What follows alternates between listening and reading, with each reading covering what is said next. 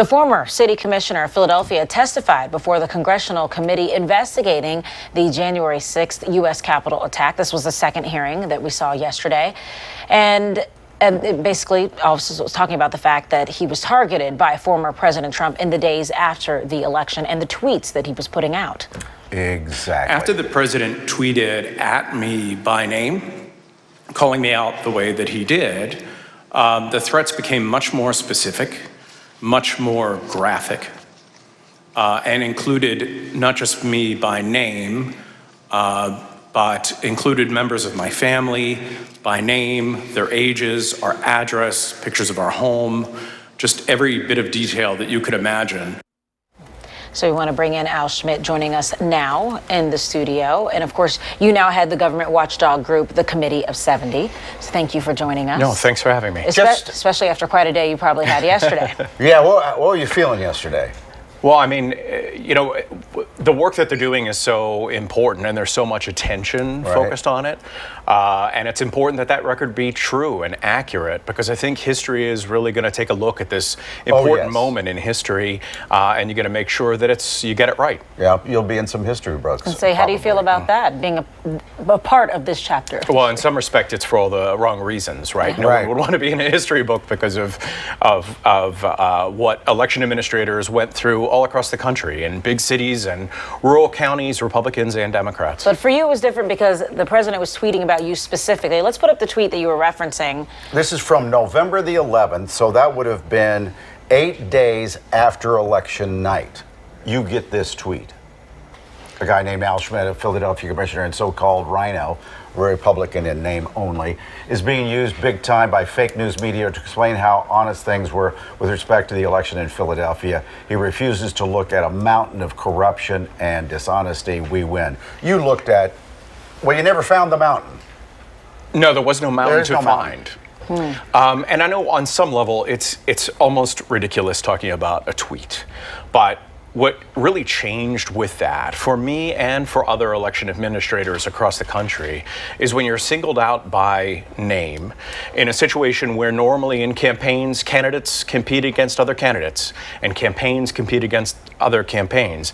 In this case, election administration was really a target of one of those campaigns, and all sorts of ugliness flowed from that. Where the ugliness, to talk about that, you know, threats on your family and you personally, did they come from the president or his followers?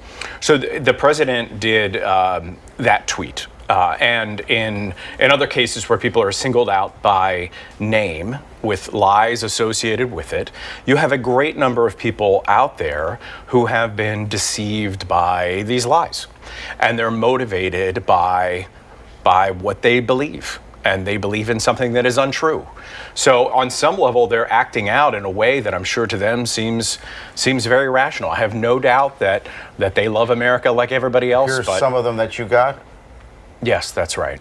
And so what forms are you getting? Emails? That looks like a text. Text, email, you name it. And these are just a couple from right after that exchange from the former president. Were you in fear?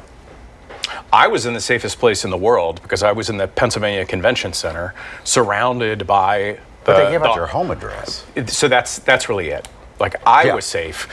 It's also why probably the threats mainly target my family, my little kids, and all the rest. When you watched January the 6th play out on television, you must have thought, oh my God, this was dangerous.